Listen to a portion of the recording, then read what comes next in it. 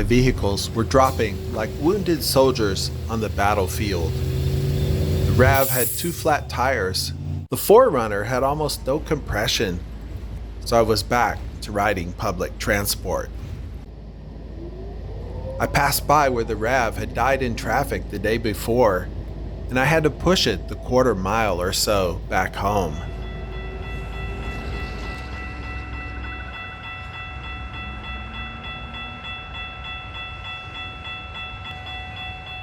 I was on foot in this forbidding, auto-dominated landscape, an early autumn heat of Dallas.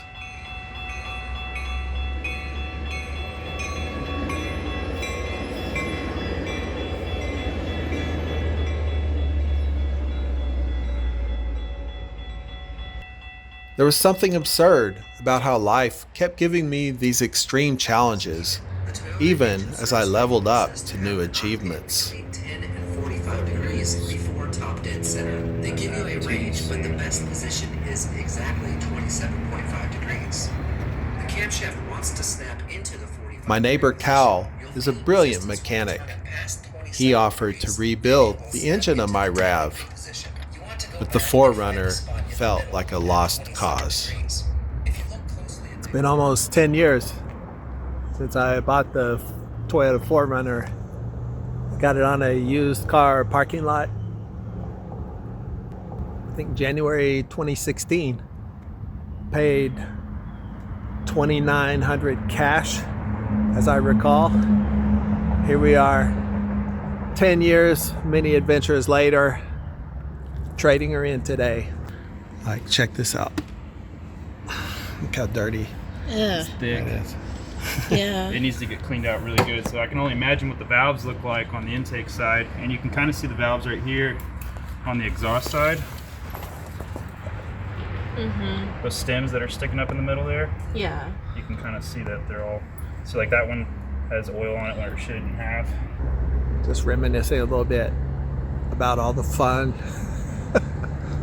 times, shit times, repair work, challenges, adventures, journeys, life decisions, rites of passage, travels to other dimensions that I've taken this sweet ride.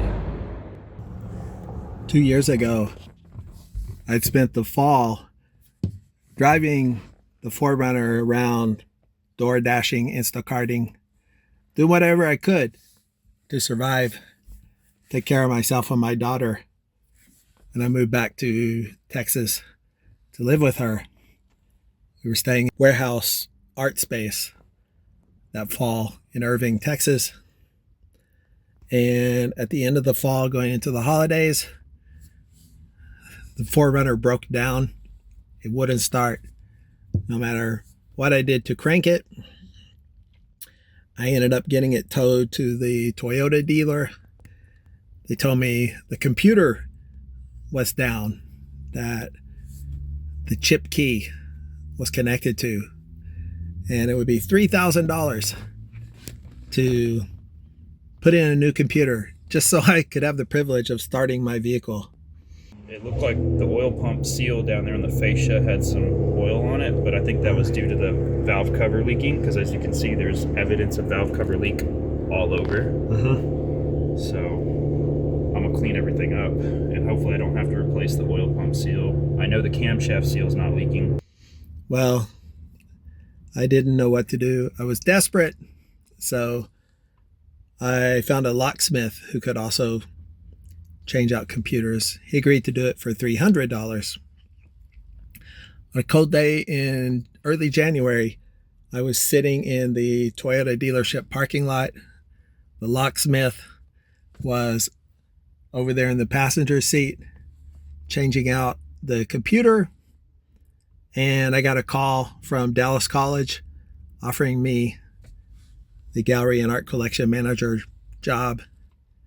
That pretty much changed my life, provided for my daughter and I these last almost 2 years, and helped me to make a livelihood doing what I love, working around art, around galleries. So I try to tell people when you're in a hard place, just take the next step. Take the next step to get where you need to go. Life will show you the way. It might be fucking difficult for a while, but you're in the place that you're supposed to be. Life is teaching you the lessons that you're meant to learn. And life brought me through that lesson, taught me how to practice gratitude, even in the most difficult situations I could imagine. Here I am, upgrading, saying goodbye to my beloved 4Runner, about to welcome a new vehicle into my life. A first, an EV, electric vehicle, and a new car, another first. It's never too late to change your patterns, to try new things, to make all things new again. If that's not cliche, I don't know what is. She's a 1999 Toyota 4Runner. It's taken me through a lot these last 10 years.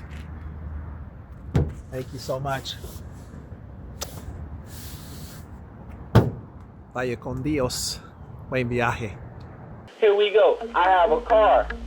Chevy Blazer, 88.